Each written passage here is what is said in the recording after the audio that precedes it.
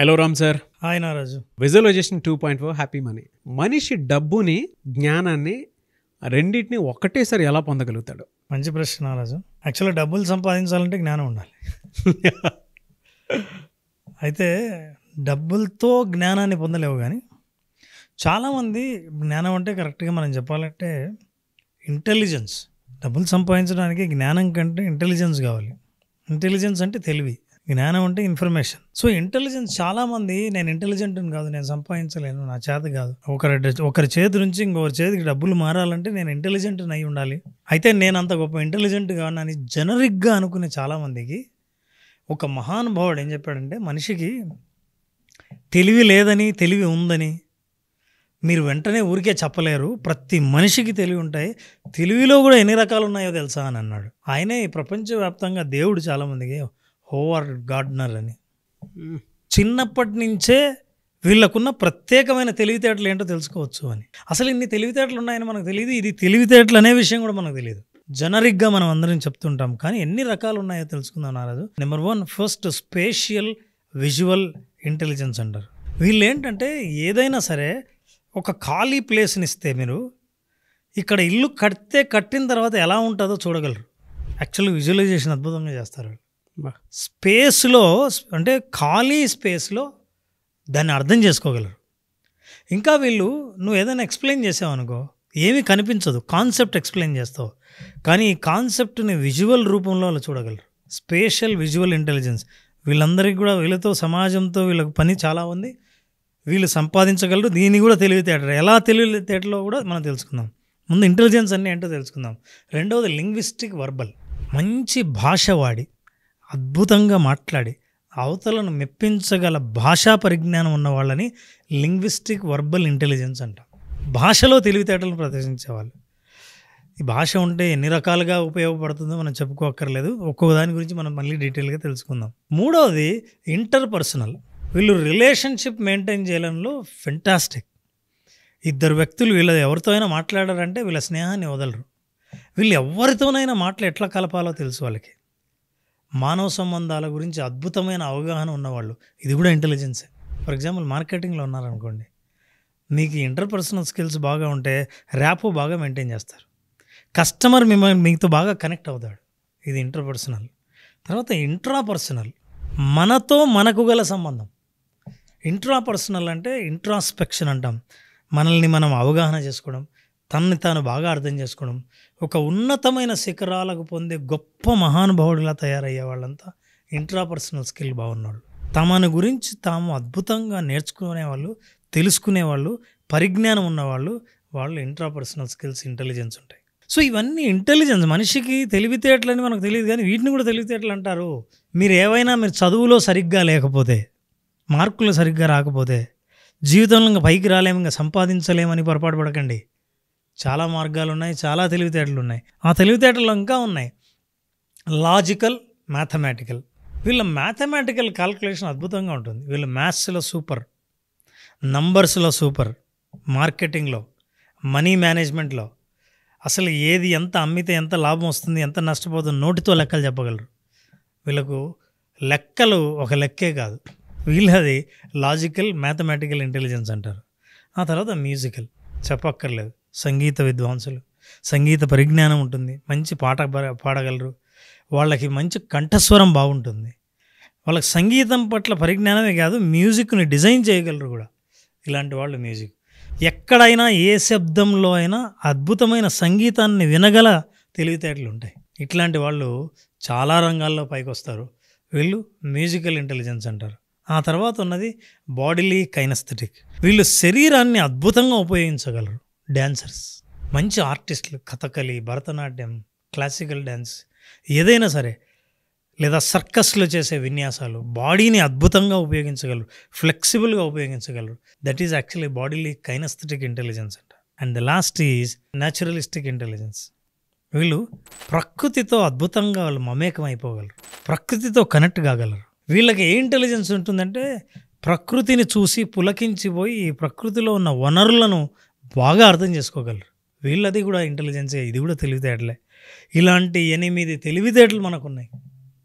కానీ చాలామంది తల్లిదండ్రులు కానీ పిల్లలకు చాలామంది పెద్దవాళ్ళు నాకు తెలివితేటలు లేవు అనుకుంటారు, కానీ వీటన్నిటినీ ప్రపంచవ్యాప్తంగా శాస్త్రవేత్తలు కూడా తెలివితేటలుగా గుర్తించారు. ఇన్ని రకాలైన తెలివితేటలు ఉన్నాయి. ఒక్కొక్క తెలివితేటకు ఎన్ని ఆపర్చునిటీస్ ఉన్నాయో తెలిస్తే ఆశ్చర్యపోతారు. ఫర్ ఎగ్జాంపుల్ ఫస్ట్ ఇదే తీసుకుందాం, విజువల్. వీళ్ళకి అసలు ఎట్లాంటి కెరీర్స్ ఉన్నాయి? వీళ్ళు ఆర్కిటెక్చర్లో బాగా పైకి వస్తారు. ఆర్కిటెక్చర్ని అద్భుతంగా డిజైన్ చేయంటే మీరు పేపర్ ఇస్తే, స్థలం చూపిస్తే, ఈ స్థలంలో ఒక డిజైను, ఒక స్ట్రక్చర్ వస్తే ఎట్లా ఉంటుందో ముందే ఊహించుకొని గీయగలరు. Graphic designing, photography, film making, urban planning. మీరు ఒక ఊరిని డిజైన్ చేయాలంటే కూడా అద్భుతంగా చేయగలరు. అంటే వీళ్ళందరూ సివిల్ ఇంజనీర్లు బాగా అవ్వగలరు, ఫోటోగ్రాఫర్లు కాగలరు. ఆర్టిస్టిక్గా ఒక విషయాన్ని లేకముందు ఉంటే ఎట్లుంటుందో వాళ్ళు ఊహించగలరు. అందుకే వీళ్ళు విజువలైజేషన్లో ఎక్స్పర్ట్స్. సో ఈ ఇంటెలిజెన్స్ ద్వారా కూడా ఎట్లా ఎర్నింగ్ ఆపర్చునిటీస్ ఉన్నాయి. వీళ్ళు సంపాదించాలంటే ఎట్లా సంపాదించవచ్చు?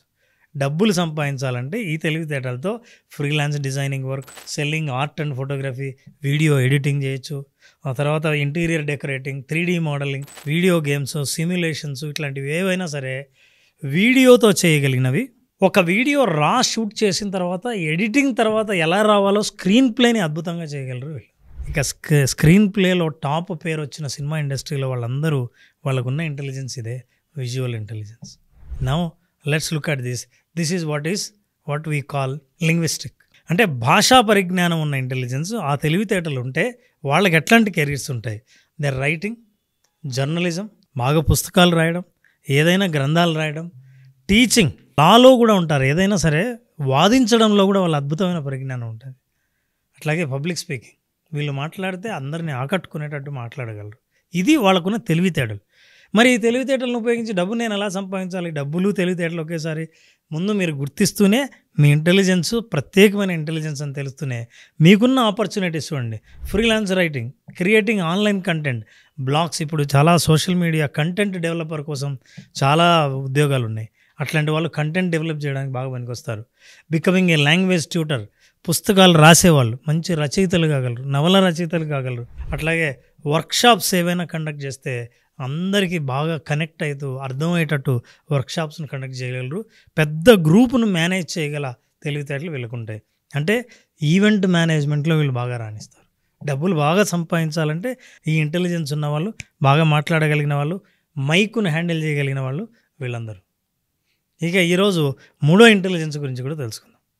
మూడోది ఏంటంటే ఇంటర్పర్సనల్ అంటే కస్టమర్తో కనెక్ట్ అవ్వడం, ఇంకొకరితో ఎవరితో కలిసినా మళ్ళీ వీళ్ళతో మాట్లాడాలని అనిపించే అంటే తెలివితేటలు కొంతమందికి ఉంటాయి. అందుకే నా రాజు కొంతమందితో మాట్లాడితే ఇంకాసేపు మాట్లాడదాం అనిపిస్తుంది. ఇంకొంతమందితో మాట్లాడుతూనే ఇంకేంటి విశేషాలు, ఇంకేమున్నాయి, ఆగిపోతారు, అక్కడ ఏముండదు. కానీ వీళ్ళైతే ఏదో ఒక రకంగా కనెక్ట్ కాగలరు. వాళ్ళకు కూడా కెరీర్స్ ఉన్నాయి. ఎట్లాంటి కెరీర్స్ ఉన్నాయి చూడండి.